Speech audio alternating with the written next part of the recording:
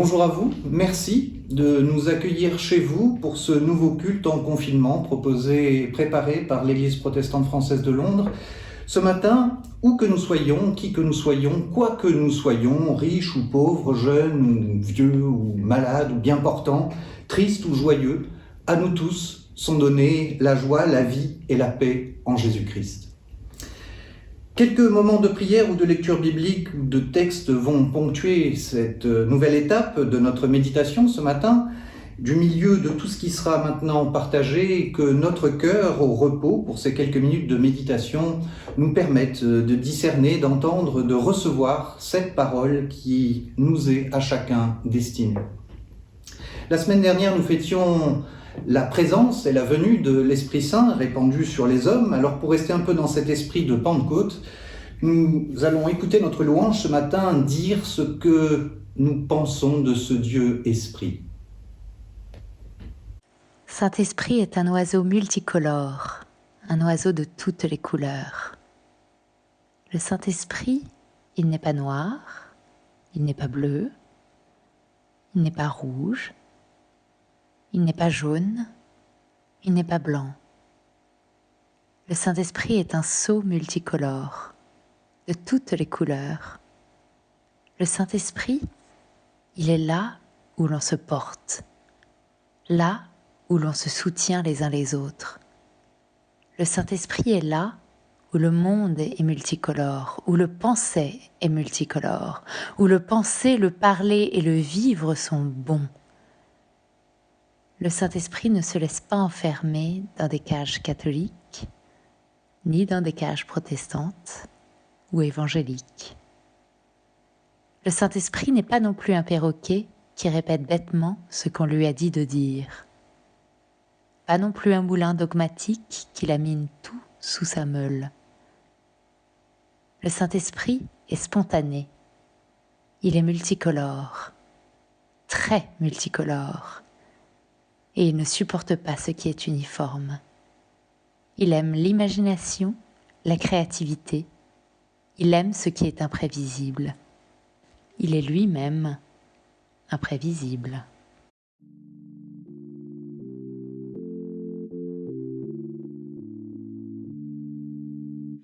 Ton nom, Seigneur, est un nom magnifique.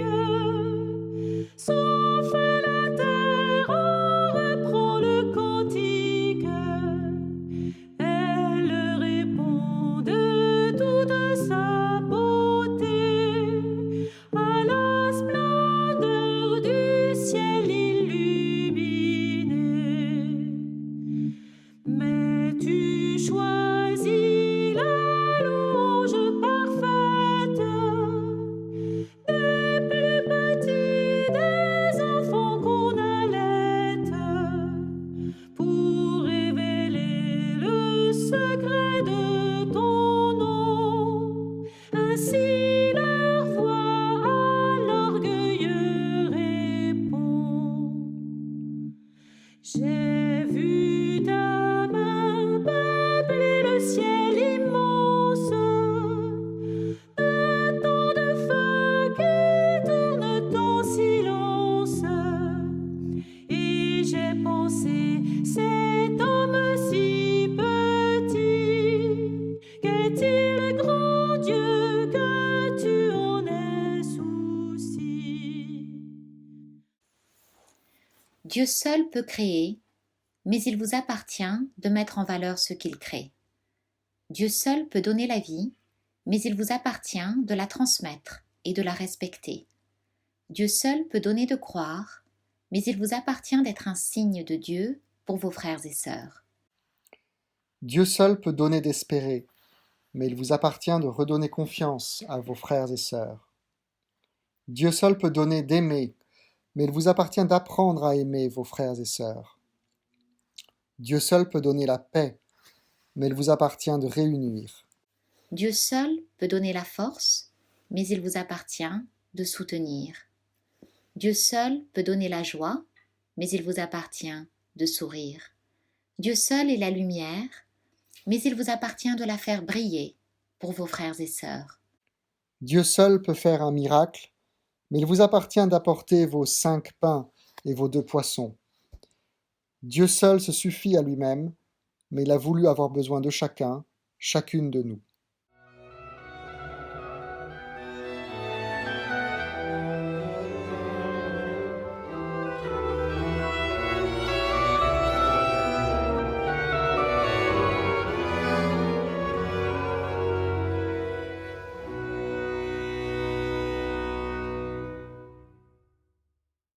Confession des péchés.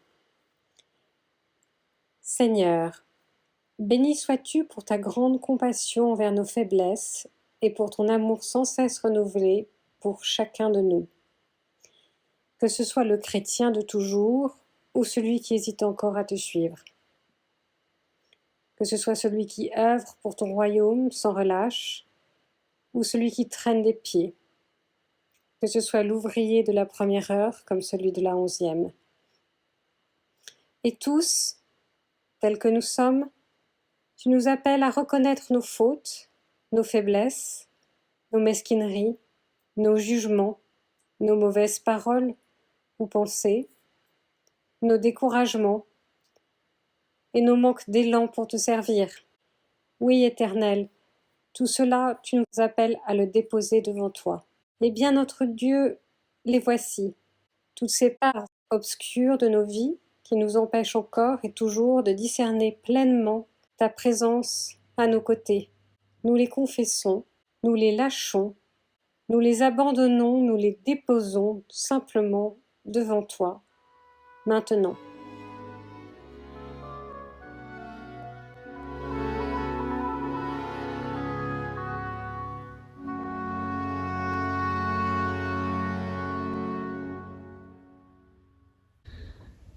Dieu s'est donné le nom de Père, il nous a donné le nom d'enfant. Rien ne peut nous séparer de l'amour du Père.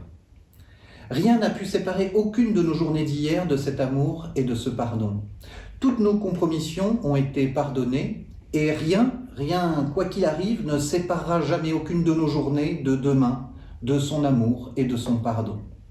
Rien ne pourra tarir la détermination du Père de nous conduire et de nous tenir la main. Aucune menace, aucun jugement, aucune condamnation ne tiennent face au pardon, à la grâce et à la liberté que Dieu donne à chacun de nous. Amen.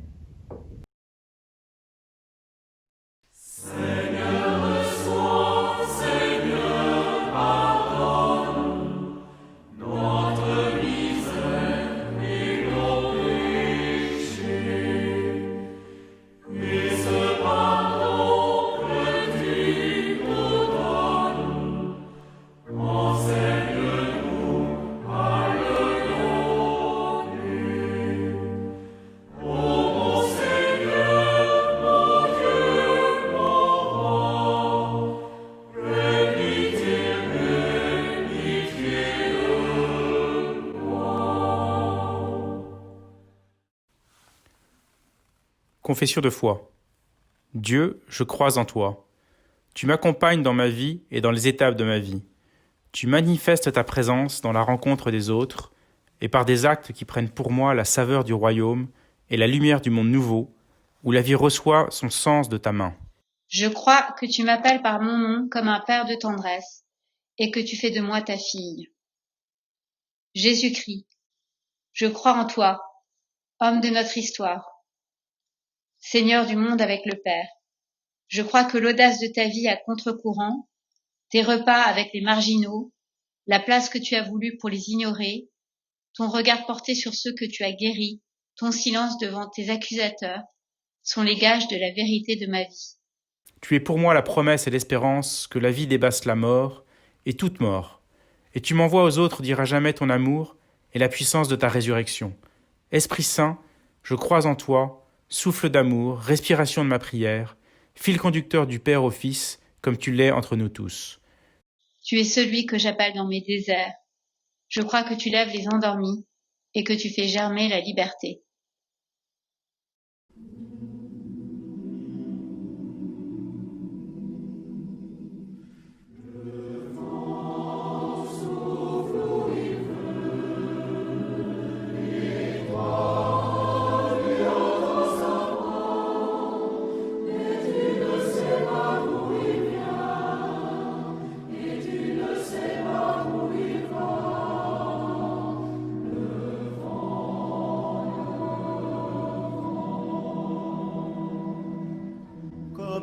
bas ou loin de la terre, tu voudrais t'envoler vers le soleil, vers la lumière, dans un ciel de liberté. Le vent souffle où il veut, et toi tu entends sa voix, mais tu ne sais pas d'où il vient, et tu ne sais pas où il va. Le vent,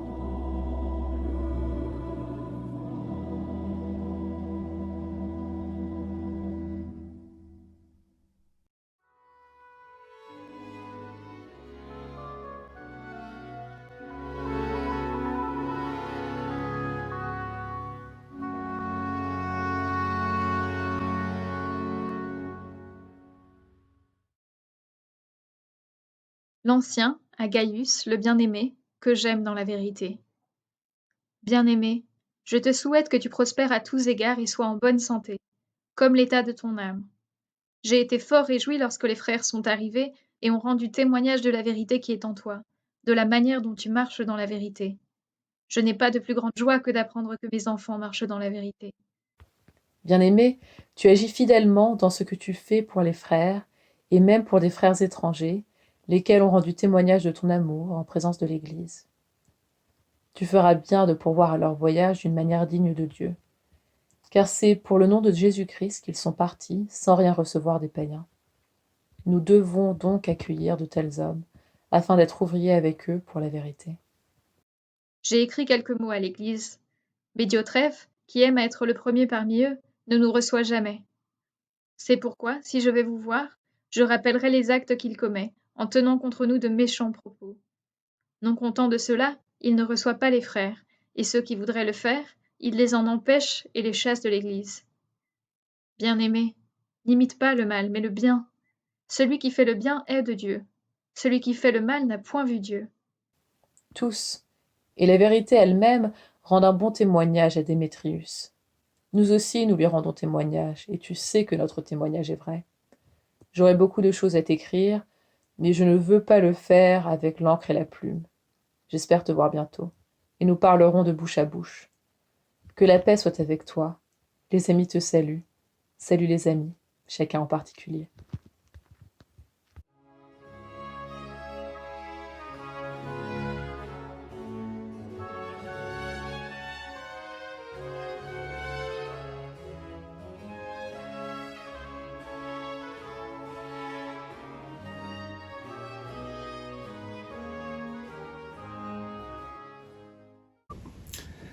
Alors nous venons d'entendre la troisième épître de Jean, la troisième de ces courtes lettres qui ont voyagé dans le temps bien plus que dans l'espace, puisqu'on suppose qu'elle est partie d'Éphèse et qu'elle est allée jusqu'à Pergame, quelques 300 km au nord d'Éphèse.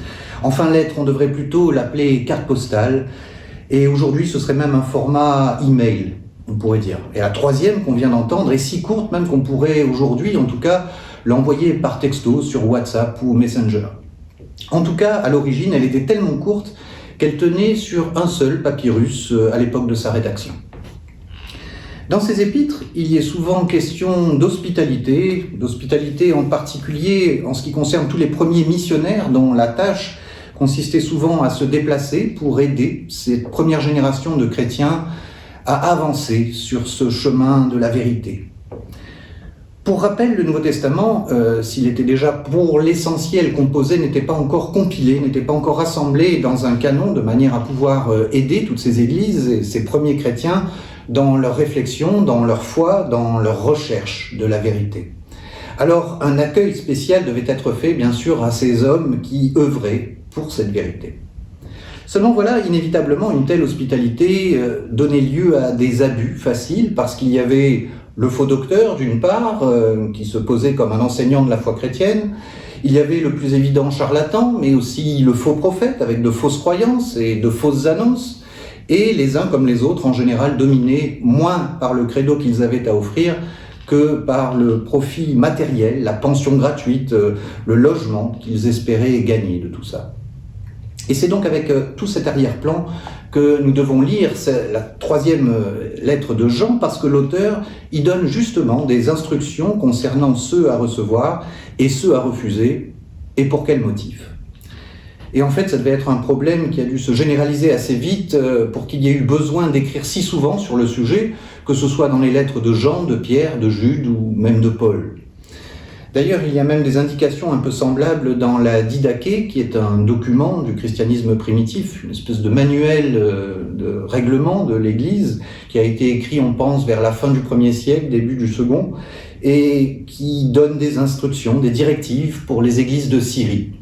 Et il y est supposé que les chrétiens, en voyage, visiteront les églises.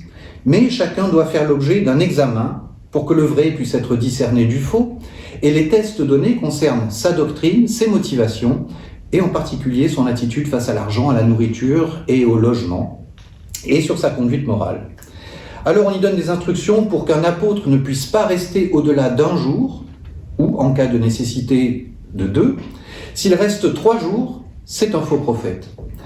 En partant, il peut recevoir assez de nourriture pour continuer son voyage, mais s'il demande de l'argent, c'est un faux prophète.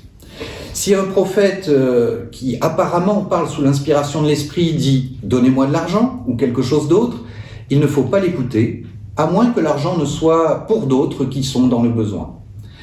Alors il est admis que les vrais prophètes ont le droit de rester et d'être soutenus, mais un voyageur chrétien ordinaire ne doit pas être reçu gratuitement plus de 2 ou 3 jours. S'il veut se fixer, dit le texte, il doit travailler pour vivre. S'il refuse de le faire, c'est qu'il fait du commerce avec le Christ.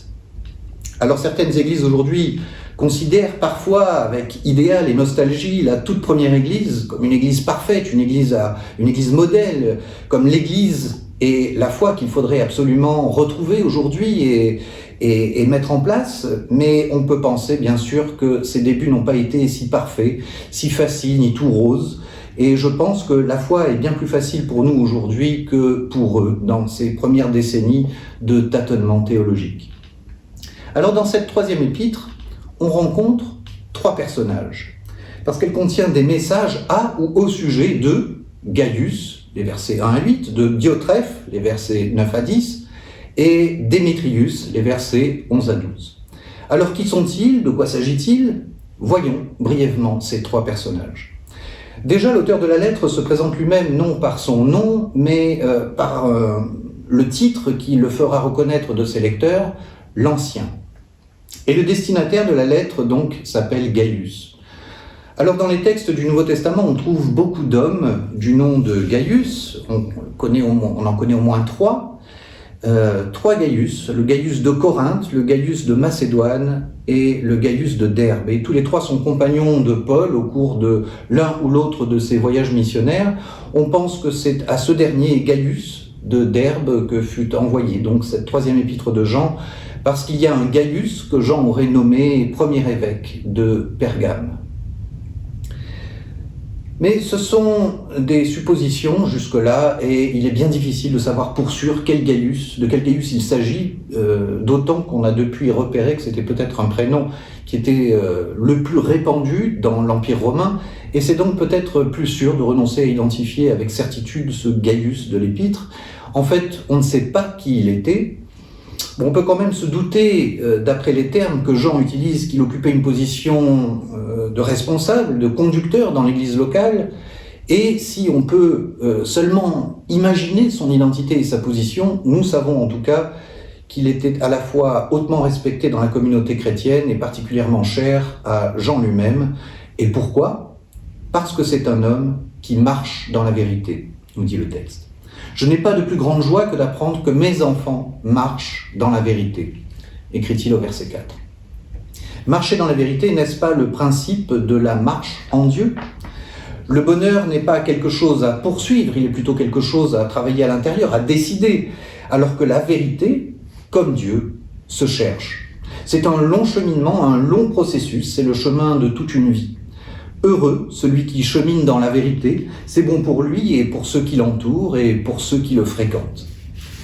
En revanche, le 2e personnage de notre épître, Diotrephe, lui semble encore préoccupé par le vieux souci récurrent des disciples, à savoir qui parmi eux était le plus grand. Et du coup, Diotrephe est fermé. Il ne s'ouvre pas à l'autre, il ne reçoit pas de l'autre, il ne désire pas échanger, élargir sa compréhension de la vérité avec l'autre, il préfère le rejet. Mais encore, s'il se contentait de rejeter les frères ou de digresser un peu sur le dos des responsables de l'église d'Éphèse, ce serait à la limite son affaire, mais le problème que soulève Jean, c'est que sa position d'autorité lui permet, à ce Diotrephe, il voudrait empêcher, en tout cas autour de lui, tous ceux qui voudraient bien accueillir ces missionnaires en les menaçant d'exclusion de l'église. Alors, quel délicieux personnage que ce Diotrephe. On comprend que Jean se désole d'une telle attitude, et cela dit, le conseil de Jean à Gaius est le suivant: tu vois cette mauvaise attitude chez Diotrephe, eh bien voilà ce qu'il ne faut pas faire. Toi, avance sur ton chemin de vérité et reste toujours ouvert à l'autre et à ce qu'il peut t'apporter dans son chemin de foi avec toi. N'imite pas le mal, mais le bien.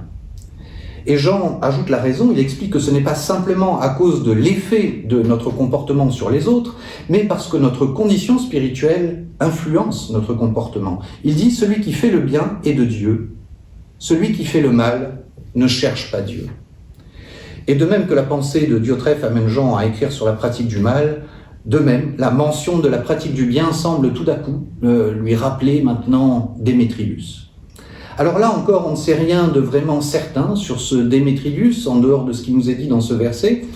On a pensé que Jean le recommandait ainsi parce qu'il était lui le porteur du message à Gaius, qu'il ne connaissait pas, et il serait donc un peu comme un assistant itinérant de l'apôtre.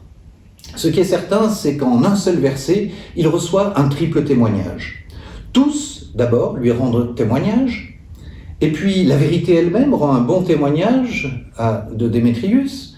On peut imaginer que ça signifie que la sincérité chrétienne de cet homme n'avait pas besoin du témoignage des hommes et de l'Église, elle était une évidence. La vérité qu'il professait s'incarnait tellement, complètement en lui, tellement sa vie était conforme à son enseignement et à son discours. Mais Démétrius a un troisième témoin. Nous aussi, nous lui rendons témoignage. Et derrière ce « nous », bien sûr, on entend Jean et sa communauté d'Éphèse. Jean qui insiste sur ce qu'est ce chemin de vérité en désignant cet ami, sa vie, ce regard, l'attitude, la bienveillance dont il témoigne, qui témoigne de ce chemin dans sa vie. Et comme pour Gaius, l'esprit de vérité est répandu sur les hommes, comme nous l'avons célébré dimanche dernier. Cet esprit nous invite, nous aussi, lecteurs 2000 ans après, à rejeter bien sûr l'attitude de cœur de Diotrephe, qui aime être le premier et se ferme aux autres, et donc à la vérité, et il nous appelle à plutôt nous-mêmes rester vigilants et ouverts au partage sur ce chemin de vérité. Enfin, de toutes les épîtres du Nouveau Testament, celle-ci a quelque chose d'unique, de particulier, qu'on ne trouve que dans cette lettre, c'est sa salutation finale. Les amis te saluent, salue les amis, chacun en particulier. En général, la relation des chrétiens les uns aux autres est habituellement décrite en termes de fraternité, beaucoup plus qu'en termes d'amitié. Et bien sûr, on a Jésus qui appelle les 12 ses amis. Mais ici, ces amis dont parle Jean, c'est nous. C'est vous, c'est toi, c'est moi. Et comme Démétrius et le Gaius de notre épître, il nous appelle chacun, chacune en particulier, à marcher chaque jour avec les autres, sans jamais nous lasser dans ce chemin qui cherche la vérité. Amen.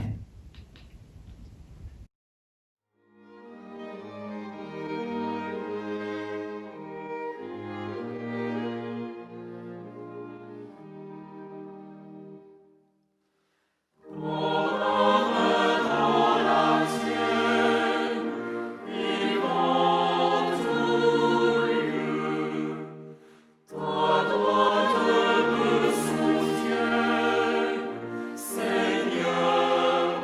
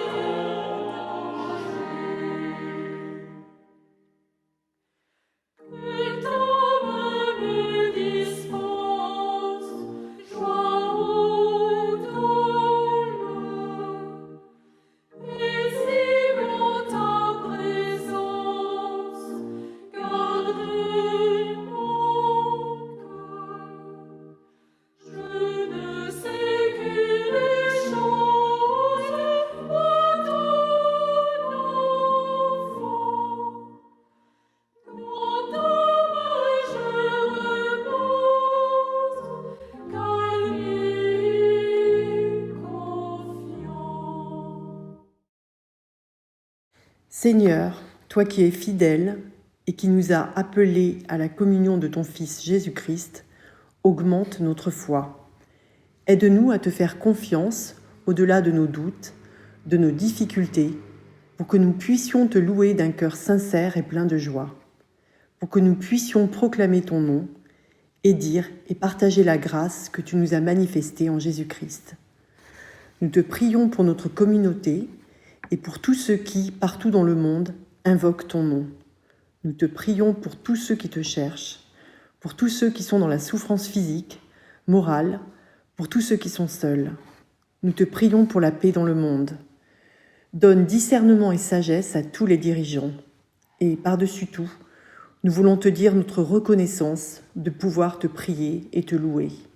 Aussi, unis par Jésus, le Christ, en communion les uns avec les autres, nous te disons : Notre Père qui es aux cieux, que ton nom soit sanctifié, que ton règne vienne, que ta volonté soit faite sur la terre comme au ciel. Donne-nous aujourd'hui notre pain de ce jour. Pardonne-nous nos offenses, comme nous pardonnons aussi à ceux qui nous ont offensés. Et ne nous soumets pas à la tentation, mais délivre-nous du mal. Car c'est à toi qu'appartiennent le règne, la puissance et la gloire, pour les siècles des siècles. Amen. Voilà, notre temps de méditation se termine. Merci de l'avoir partagé avec nous. Merci à nos amis lecteurs de nous aider de leur voix et à Bénédicte Fougier pour le montage. Je vous souhaite à tous une très bonne semaine, à tous, au près comme au loin. Et gardez toujours votre sourire. Pour élargir le royaume de Dieu, c'est une arme de construction massive. Et que là où nous sommes, le Dieu de toute promesse reste avec nous, nous instruise, nous apprenne à marcher avec joie dans les chemins de la liberté. Amen. Voilà, je vous laisse avec ce très beau cantique maintenant, cette prière en chant, interprétée par Clémence Allemand et Florence Gigère. Bon dimanche et très bonne fête à toutes les mamans.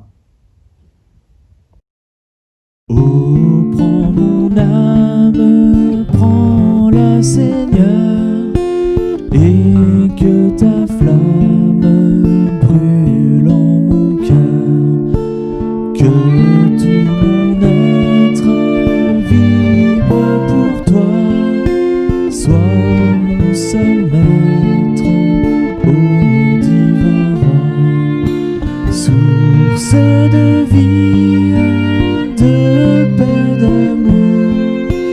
Vers toi je crie, la nuit, le jour. Entends ma plainte, sois mon soutien.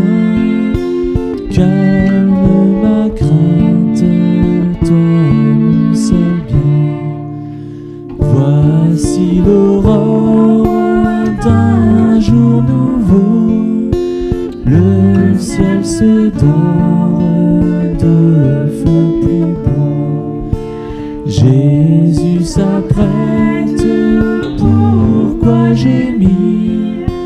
Levons nos têtes, il va venir. Source de vie, de paix, d'amour, vers toi je crie, la nuit, le jour. Entends ma plainte, sois mon soutien.